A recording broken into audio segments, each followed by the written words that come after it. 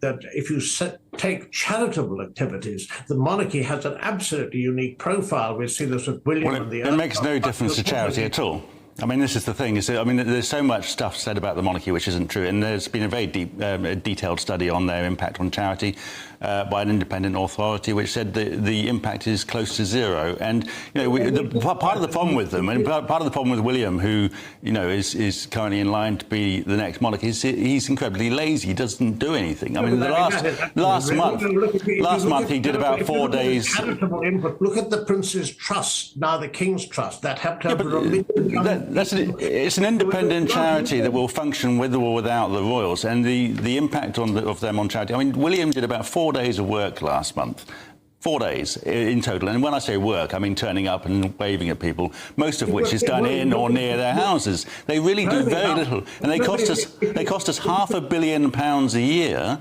And for a whole family, which we do not need, including people that most people would never have heard of, like the Duke and Duchess of Kent, the Prince and Princess of Kent, the Duke of Gloucester, they're all included in this £500 million cost. You're looking seriously at charitable input. If you look at the way King Charles, since 1970, he was the first figure to internationally push the environment. Well, that's not true. It is a proven fact. And also... the environmental cause has been pushed for decades by all sorts of people, and Charles's views on the environment have been questionable at best many times. And he has a huge carbon footprint. He is a hypocrite. And he is distracting from the very serious issue of the wealthiest people having the largest carbon footprint. The interest online and also from the media on everything the royals do, you're trying to pretend it doesn't exist, but it does. No, there's interest in the Kardashians and David Beckham as well, but it doesn't mean that we give them £500 million and put them on a throne. But in terms of money, culture is one thing. Just in terms of money, sorry to interrupt, in terms of money, the sovereign grant is going to increase next year, and that is because, indisputably, there has been a rise in Crown Estate profits. So how do you explain a rise in Crown Estate profits if, as you say, Graham, there's a decrease in interest in the royal family? How do they balance? Well, the Crown Estate profits is land values. So the Crown Estate profits goes up partly, a large part of it is to do with wind farms in the sea, because the Crown Estate owns a large amount of our seabed, so their profits are going up. Now, the Crown Estate belongs to the state. It's got nothing to do with the royals, doesn't belong to Charles, and it doesn't fund the monarchy.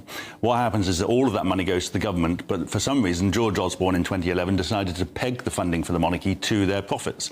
And so this year, just last month, the £500 million cost went up by another £45 million because of this increased profit from the Crown Estate. It makes absolutely no sense whatsoever. We can have all that profit and slash the budget down to £10 million and then elect our head of state. All right, last word, Richard. What you've got is also a pivotal 369 million over 10 years refurbishment of Buckingham Palace. And what thing you're not attending to is the profile of the royal family. Internationally, it is quite extraordinary. It's not just people like Prince Andrew, yes, a wonderful profile and advert for our country. But you can't quantify everything with reference to just simple figures when you are looking at a profile that no other organisation... You say that because you have no figures on your side, Richard. All right, look, there we need to leave it. Fascinating debate. Richard, Graham, thank you both very much. God save us from this a royal reality check. Let's be honest, the British monarchy is like that old dusty tapestry hanging in your nan's front room. You kind of acknowledge it's there, maybe even appreciate the craftsmanship, but you wouldn't dream of actually using it in your own home. It's time we had an honest conversation about the relevance of the monarchy in modern Britain. And no, I'm not talking about whether Prince George prefers his tea with milk or sugar. The truth is, beneath the pomp and ceremony, the fairy tale weddings and the carefully curated public image, lies an institution grappling with its own irrelevance. The world has moved on, embracing progress and equality, while the monarchy clings to outdated traditions and a sense of entitlement that feels increasingly out of touch. And it's not just about the optics. We're talking about real issues here. The eye-watering cost to the taxpayer, the lack of transparency and accountability, and the undemocratic influence on our political system. These are not mere trifles to be swept under the palace rug. So buckle up, dear reader, as we delve into the heart of the monarchy debate. It's time to separate the crown from the jewels and ask ourselves, do we really need this anymore? The crown's coffers, more like our pockets. Let's talk money, shall we? Because when it comes to the monarchy, the cost is always a conversation starter. Now, the royals would have you believe they're a steal, a bargain basement monarchy for the modern age. But don't let the tiaras fool you. The reality is far less glamorous. Republic's own research has revealed the true cost of the monarchy to be a staggering £510 million per year. That's £500 million, folks, enough to fund the NHS, schools, or any number of essential public services. Instead, it's being poured into maintaining a family's lavish lifestyle, complete with palaces, private jets, and enough corgis to start their own dog show. And what do we get in return for this hefty price tag? A wave now and then, the odd ribbon-cutting ceremony. Look, I appreciate a good parade as much as the next person, but at what point does the cost outweigh the benefit? It's time to face facts. The monarchy is a luxury we can no longer afford, especially not when ordinary Britons are struggling with the cost of living crisis, facing soaring energy bills and stagnant wages. The royals may live in palaces, but their extravagance is built on the backs of ordinary, hard-working people. Dodgy dealings and royal exemptions, a recipe for trouble. Now let's peek behind the velvet curtains, shall we? Because when it comes to the monarchy, transparency is about as common as a unicorn sighting. They operate in a world of secrecy and privilege, shielded from the scrutiny and accountability that apply to the rest of us mere mortals. Take Prince Andrew, for example. This is a man who seems to have a knack for attracting controversy. His alleged involvement in shady business dealings and his reported use of a false name and address on company filings are just the tip of the iceberg.